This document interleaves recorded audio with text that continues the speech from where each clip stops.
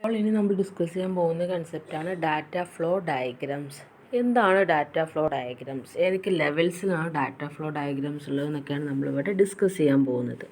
DFD is A traditional visual representation of the information flow within A system. ഒരു system അല്ലെങ്കിൽ ഒരു software എടുത്തു കഴിഞ്ഞാൽ അതിനകത്ത് നടക്കുന്ന ഡാറ്റ ഫ്ലോ എങ്ങനെയാണ്, ഇൻഫർമേഷൻസ് ഒക്കെ എങ്ങനെയാണ് മൂവ് ചെയ്യുന്നത്, ഏത് ടു ഏതാണ്, എങ്ങനെ ഇൻപുട്ട് കൊടുക്കുമ്പോൾ എങ്ങനെ ഔട്ട്പുട്ട് കൊടുക്കണം എന്നുള്ളതൊക്കെ ഒരു വിഷ്വൽ റെപ്രസെൻറ്റേഷൻ ചെയ്യുന്ന ഒരു ഡയഗ്രത്തിനെയാണ് നമ്മൾ എന്ത് പറയുക, ഡാറ്റ ഫ്ലോ ഡയഗ്രാം എന്ന് പറയുക. A neat and clear DFD can depict the right amount of system requirement graphically. നമ്മളൊരു കറക്റ്റായിട്ടുള്ള ക്ലിയർ ആയിട്ടുള്ള DFD വരയ്ക്കാൻ കഴിഞ്ഞാൽ അത് വെച്ചിട്ട് നമുക്ക് ആ സിസ്റ്റത്തിൻ്റെ റിക്വയർമെൻറ്റ് ഗ്രാഫിക്കലി റെപ്രസെൻറ്റ് ചെയ്യാൻ തന്നെ പറ്റും.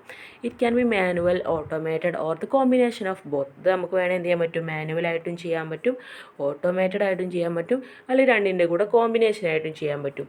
It show how data enters and leave the system. ഇത് കാണിക്കുന്ന ഡാറ്റ എങ്ങനെയാണ് ആ സിസ്റ്റത്തിലേക്ക് എൻ്റർ ചെയ്യുന്നത്, ഏത് ത്രൂ ആണ്, എങ്ങനെ പ്രോസസ്സ് ചെയ്തിട്ടാണ് അത് അതിനകത്തുനിന്ന് ലീവ് ചെയ്യുന്നത് എന്നുള്ള കാര്യങ്ങളാണ്. What changes the information and where data is stored. എന്തൊക്കെ ചേഞ്ചസ് ആണ് ഓരോ ഇൻഫർമേഷനും നടക്കുന്നത്, എവിടേക്കാണ് ഡാറ്റ സ്റ്റോർ, ഇത്രയും കാര്യങ്ങളൊക്കെയാണ് വിഷ്വലി റെപ്രസെൻറ്റ് ചെയ്യുന്നത്. The objective of DFD is to show the scope and boundaries of a system as a whole. നമ്മളതിൻ്റെ മെയിൻ ഒരു ഒബ്ജക്റ്റീവ് എന്ന് പറഞ്ഞു കഴിഞ്ഞാൽ നമ്മുടെ സിസ്റ്റത്തിൻ്റെ അല്ലെങ്കിൽ സോഫ്റ്റ്വെയറിൻ്റെ സ്കോപ്പ് എങ്ങനെയൊക്കെയാണ്, ബൗണ്ടറീസ് എങ്ങനെയൊക്കെയാണ്, നമുക്കിത് വെച്ചിട്ട് എന്ത് ചെയ്യാൻ പറ്റും, കാൽക്കുലേറ്റ് ചെയ്യാൻ പറ്റും. It may be used as a communication tool between system analyst and any person who plays a part in order to act as starting point for designing the system. അത് നമ്മൾ പറഞ്ഞ പോലെ നമുക്ക് സ്കോപ്പും ബൗണ്ടറീസും കണ്ടുപിടിക്കുക മാത്രമല്ല ചെയ്യുന്നത്, ഇതൊരു നല്ലൊരു കമ്മ്യൂണിക്കേഷൻ വേ ആണ്. അതായത് ഒരു സിസ്റ്റം അനലിസ്റ്റും അല്ലെങ്കിൽ ഇത് ഡിസൈൻ ചെയ്യാൻ പോകുന്ന ഡിസൈനറൊക്കെ തമ്മിലുള്ള നല്ലൊരു കമ്മ്യൂണിക്കേഷൻ വേ കൂടിയാണ് ഇത്തരം ഒരു ഫിഗേഴ്സ് അല്ലെങ്കിൽ ഡയഗ്രാംസ് എന്ന് പറയുന്നത്. The DFD also called as a data flow graph or bubble graph. നമുക്ക് DFDനെ ഡാറ്റ ഫ്ലോ ഗ്രാഫ് എന്നും പറയാം, ബബിൾ ഗ്രാഫ് എന്നൊക്കെ പറയാം എക്സാമിന്. അപ്പോൾ എങ്ങനെ ചോദിച്ചാലും നിങ്ങൾ DFD ആണ് വരയ്ക്കേണ്ടത്. The following observation about DFD are essential. DFDൻ്റെ കുറച്ച് ക്യാരക്ടറിസ്റ്റിക്സ് ആണ് പറയുന്നത്. All names should be unique. എല്ലാ പേരുകളും അതിനകത്ത് കൊടുക്കുന്നത് യുണീക്ക് ആയിരിക്കണം. This make it easier to refer the elements in the DFD. അങ്ങനെ കൊടുത്തു കഴിഞ്ഞാൽ നമുക്കത് റെഫർ ചെയ്യാന്ന് പറഞ്ഞാൽ ഈസി ആയിരിക്കും. Remember that DFD is not a flow chart. Arrows is a flow chart that represent in order for events. Arrows in DFD represent flowing data. A DFD does not involve any order of events. നമ്മൾ DFD എന്ന് പറയുന്നത് flow chart പോലെയൊന്നുമല്ല. അപ്പോൾ flow ചാർട്ടിനകത്ത് നമ്മൾ എന്ത് ചെയ്യുന്നത്, ഇവൻസിനെ കാണിക്കാൻ വേണ്ടിയിട്ടൊക്കെ ആരോസൊക്കെ കൊടുക്കും. നമ്മൾ DFDക്കകത്ത് ഫ്ലോയിങ് ഡാറ്റനെ കാണിക്കാൻ വേണ്ടിയിട്ടാണ് നമ്മൾ ആരോ കൊടുക്കുന്നത്, അല്ലാതെ ഇവൻസിൻ്റെ ഓർഡറിൻ്റെ ബേസിലൊന്നുമല്ല നമ്മൾ ആരോ കൊടുക്കുന്നത്. അപ്പോൾ ഇവിടുന്ന് ഇങ്ങോട്ടാണ് ആരോ എന്നുള്ളത് പറയുമ്പോൾ അതിൻ്റെ ഔട്ട്പുട്ട് കിട്ടുന്നത് ഈ ഒരു പ്രോസസ്സിലേക്കാണ് എന്നൊക്കെയുള്ള മീനിങ്ങേ ഉള്ളൂ. അതിൽ കൂടുതൽ ലോജിക്കൊന്നും നമ്മുടെ DFDക്കകത്ത് യൂസ് ചെയ്യുന്നില്ല. പിന്നെ സപ്രസ് ലോജിക്കൽ ഡിസിഷൻസ്. ഇതിനകത്ത് ലോജിക്കൽ ഡിസിഷനൊക്കെ നമ്മൾ എന്ത് ചെയ്യുന്നുണ്ട്, സപ്രസ് ചെയ്യുന്നുണ്ട്, ഒഴിവാക്കുന്നുണ്ട്. അതിലൊന്നും ഇതിനകത്ത് പ്രസക്തിയില്ല. നമുക്ക് ജസ്റ്റ് നമ്മൾ പറഞ്ഞല്ലോ ഡാറ്റ ഫ്ലോ എങ്ങനെയാണ്, ഏത് സൈഡിൽ നിന്ന് എങ്ങോട്ടാണ് ഓരോ കാര്യങ്ങൾ ചെയ്യുമ്പോഴും മൂവ് ചെയ്യുന്നത് എന്നുള്ളതൊക്കെയാണ് നമ്മളിവിടെ റെപ്രസെൻറ്റ് ചെയ്യുന്നത്. If you ever have the urge to draw a diamond shaped box in DFD, suppress that urge. നമുക്ക് എന്തെങ്കിലും ഒരു ഡയമണ്ട് ഷേപ്ഡ് ബോക്സൊക്കെ വെച്ചിട്ട് കണ്ടീഷനൊക്കെ വെക്കണം എന്നുണ്ടെങ്കിൽ അത് ഒഴിവാക്കണം. നമുക്ക് അങ്ങനെ ഒരു ലോജിക്ക് ഇതിനകത്തില്ല. A diamond shaped box is used in flow chart to represent decision points with multiple exist paths or which only one is taken. This implies an ordering of events. It make no sense in DFD.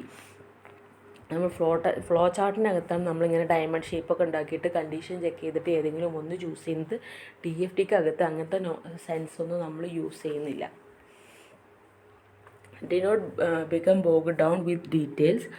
Differ error condition എന്നാണ് error handling until end of the analysis. Error കണ്ടീഷനും error handling ഒക്കെ അതിൻ്റെ എൻഡിലാണ് നമ്മൾ analyse ചെയ്ത് കൊണ്ടുവരുന്നത്. നമ്മൾ ഈ DFDക്കകത്ത് അതിനൊന്നും ഇമ്പോർട്ടൻസ് ഇല്ല. പകരം നമ്മൾ എങ്ങനെയാണ് ഡാറ്റ ഫ്ലോ, എങ്ങനെയാണ് അതിൻ്റെ സ്റ്റേറ്റ് എങ്ങനെയാണ് ചേഞ്ച് ചെയ്യുന്നത് എന്നുള്ള കാര്യങ്ങളൊക്കെയാണ് ഇവിടെ റെപ്രസെൻറ്റ് ചെയ്യുന്നത്. Standard symbols for DFD are derived from the electric circuit diagram analysis. ഇതിൻ്റെ സ്റ്റാൻഡേർഡ് സിമ്പിൾസൊക്കെ നമ്മൾ താഴെ ഒരു ഫിഗറിൽ കൊടുത്തിട്ടുണ്ട്. അതിൽ വരുന്ന ഒന്നാണ് സർക്കിൾ അല്ലെങ്കിൽ ബബിൾ എന്ന് പറയാം. Shows a process that transform data input to data output. സർക്കിളിനകത്ത് കൊടുക്കുന്നത് ഒരു പ്രോസസ്സായിരിക്കും. അതാണ് ഒരു ഇൻപുട്ട് ഡാറ്റനെ ഔട്ട്പുട്ട് ഡാറ്റയാക്കി മാറ്റുന്ന ആ ഒരു പ്രോസസ്സ് എന്ന് പറയുന്നത്. പിന്നെ ഡാറ്റ ഫ്ലോ ഉണ്ട്. A curved line shows the flow of data in to or out process or data store. Curved ലൈനായിട്ട് കൊടുക്കും. അത് നമുക്ക് ഇന്നും ഔട്ടും ആയിട്ടുള്ള പ്രോസസ്സുകളെ കാണിക്കാൻ വേണ്ടിയിട്ടാണ് ഡാറ്റ ഫ്ലോ കൊടുക്കുന്നത്. ഇതായത് അതിൻ്റെ ഒരു ജസ്റ്റ് ഒരു ടേബിളാണ്. ഇവിടെ ആയിട്ടുള്ള സിമ്പിൾ കൊടുത്തിട്ടുള്ള ഡാറ്റ ഫ്ലോ ആണ്. Use to connect process to each other. പ്രോസസ്സുകളെ തമ്മിൽ കണക്ട് ചെയ്യും. പിന്നെ പ്രോസസ്സ് ഉണ്ട് perform some transformation of input data to yield output data. ഇൻപുട്ടിൽ നിന്ന് ഔട്ട്പുട്ടിലേക്ക് മാറ്റുന്ന ആ ഒരു ട്രാൻസ്ഫോർമേഷൻ ചെയ്യുന്നത് പ്രോസസ്സാണ്. പിന്നെ സോഴ്സ് ഓഫ് സിങ്ക് ആണ്. അതെന്ന് പറഞ്ഞു കഴിഞ്ഞാൽ source of system input or sink of system output. ഇതിനകത്ത് ഇൻപുട്ടിൻ്റെ സോഴ്സ് ഉണ്ടാവും അല്ലെങ്കിൽ ഔട്ട്പുട്ടിൻ്റെ ഏതാണ് ലൊക്കേഷൻ അതും ഉണ്ടാവും. അതാണ് സോഴ്സ് ഓഫ് സിങ്കിൽ ഉണ്ടാവുക. പിന്നെ ഡാറ്റ സ്റ്റോർ ഉണ്ട്. ഇതൊരു റെപ്പോസിറ്ററി ആണ്. Arrow heads indicate net input and net output store. നമുക്ക് നെക്സ്റ്റ് സ്റ്റോർ ചെയ്യാനുള്ള ഇൻപുട്ടും ഔട്ട്പുട്ടൊക്കെ കൊടുക്കാനാണ് നമ്മൾ ഈ ഡാറ്റ സ്റ്റോർ യൂസ് ചെയ്യുന്നത്. ഡാറ്റ സ്റ്റോർ അതിൻ്റെ എക്സ്പ്ലനേഷൻ നമ്മൾ നേരത്തെ പറഞ്ഞതിൻ്റെ ബാക്കി കേട്ടോ. A set of parallel lines allow a place for the collection of data items. നമ്മൾ set of parallel lines use ചെയ്തിട്ടാണ് കളക്ഷൻ ഓഫ് ഡാറ്റ ഐറ്റംസ് ചെയ്യുന്നത് ഈ DFTക്കകത്ത്.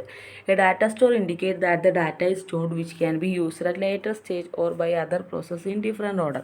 നമുക്കിങ്ങനെ ഡാറ്റ സ്റ്റോർ യൂസ് ചെയ്ത് കഴിഞ്ഞാൽ നമുക്ക് വേണമെങ്കിൽ ഈ സെയിം പ്രോസസ്സിനെ പിന്നത്തെ ഒരു സ്റ്റേജിൽ വേണമെങ്കിൽ ഈ ഡാറ്റ യൂസ് ചെയ്യാൻ പറ്റും. അതല്ലെങ്കിൽ വേറെ ഒരു പ്രോസസ്സിന് വേണ്ടിയിട്ടൊക്കെ യൂസ് ചെയ്യാൻ കൊടുക്കാൻ പറ്റും. The data store can have an element or group of elements. Data സ്റ്റോറിനകത്ത് ചിലപ്പോൾ ഒറ്റ എലമെൻ്റ് ആയിരിക്കാം, ചിലപ്പോൾ ഗ്രൂപ്പ് ഓഫ് എലമെൻറ്റ്സ് ഒക്കെ പോസിബിൾ ആണ്. Next source or sink. Source or sink is an external entity and act as a source of system input or sink of system output. ഒന്നെങ്കിൽ നമുക്ക് എന്ത് ചെയ്യാൻ പറ്റും, ഇൻപുട്ടിൻ്റെ സോഴ്സ് ഓഫ് സിസ്റ്റം എന്നും പറയാൻ പറ്റും, അല്ലെങ്കിൽ ഔട്ട്പുട്ടിൻ്റെ ഒരു സിങ്ക് ഓഫ് സിസ്റ്റം ആയിട്ടും പറയാൻ പറ്റും. ഇനിയാണ് നമ്മൾ ഡിസ്കസ് ചെയ്യാൻ പോകുന്നത് നമ്മളുടെ ലെവൽസ്. നമുക്ക് മെയിനായിട്ട് നമ്മളിവിടെ ഡിസ്കസ് ചെയ്യുന്ന 3 ലെവൽസാണ്. Level 0, level 1, level 2. ഇങ്ങനെ 3 ടൈപ്പായിട്ടാണ് നമ്മളിവിടെ ഡിസ്കസ് ചെയ്യുന്നത്. The DFT may be used to perform a system or software at any level of abstraction. നമുക്ക് DFT എന്ത് ചെയ്യാൻ പറ്റും, പല ലെവൽ ഓഫ് അബ്സ്ട്രാക്ഷനകത്തും ഡ്രോ ചെയ്യാൻ പറ്റും. In fact DFT may be partitioned into level that represent increasing information flow and functional details. Information flow അതേപോലെ functional details അതിൻ്റെയൊക്കെ ബേസിൽ നമുക്ക് എന്ത് ചെയ്യാൻ പറ്റും, ലെവൽസുകൾ പുതിയത് ഉണ്ടാക്കാൻ പറ്റും. Level in DFT are numbered 0, 1, 2 or beyond. നമുക്ക് 0, 1, 2 ഒക്കെ ആക്കിയിട്ട് സെറ്റ് ചെയ്ത് കൊടുക്കാൻ പറ്റും. Here we will see primarily 3 level data flow diagrams. ഇവിടെ നമ്മൾ പ്രൈമറിലി ആയിട്ടുള്ള 3 രീതിയിലുള്ള ഡാറ്റ ഫ്ലോ ഡയഗ്രാം ഡിസ്കസ് ചെയ്യുന്നത്. ലെവൽ 0, ലെവൽ 1, ലെവൽ 2 ഒക്കെ ഡിസ്കസ് ചെയ്യുന്നുണ്ട്. Level 0 DFT. It is also known as fundamental system model or context diagram. Represent the entire software requirements as a single bubble with the input and output data denoted by incoming and outgoing arrows. ഇതിനകത്ത് നമ്മൾ ഒറ്റ ബബിള് അല്ലെങ്കിൽ ഒറ്റ process use ചെയ്തിട്ടാണ് പൊതുവേ ചെയ്യാറുള്ളത് ഈ level 0 ഒക്കെ അകത്ത്. അതിനകത്തേക്ക് ഇൻപുട്ട് ഡാറ്റയും അതേപോലെ ഔട്ട്പുട്ട് ഡാറ്റയും ആരോസൊക്കെ വെച്ചിട്ട് നമ്മൾ സെറ്റ് ചെയ്ത് കൊടുത്തിട്ടുണ്ടാവും. Then the system is decomposed and described as a DFT with multiple bubbles. പിന്നീടാണ് അത് നമ്മൾ മൾട്ടിപ്പിൾ ബബിൾസ് ആയിട്ട് എന്ത് ചെയ്യും, ഡീകമ്പോസ് ചെയ്ത് കൊടുക്കുക. അപ്പോൾ ലെവൽ 0 ഒക്കെ അകത്ത് അങ്ങനെ ഉണ്ടാവില്ല, ഒറ്റ ബബിളേ ഉണ്ടാവുള്ളൂ അല്ലെങ്കിൽ ഒറ്റ പ്രോസസ്സേ ഉണ്ടാവുള്ളൂ. Parts of the system represented by each of these bubbles are then decomposed and documented as more and more detailed DFT. ഈ സിസ്റ്റത്തിൻ്റെ പാർട്സ് എന്ന് പറയുമ്പോൾ അത് റെപ്രസെൻറ്റ് ചെയ്യുന്നത് ഓരോ ബബിൾസും ഡീകമ്പോസ് ചെയ്തിട്ടാണ് നമ്മൾ എന്ത് ചെയ്യുക, ഡീറ്റെയിൽ ആയിട്ടുള്ള DFTs പിന്നെ ഉണ്ടാക്കുക. This process may be represented at many levels at necessary until the program at hand is well understood.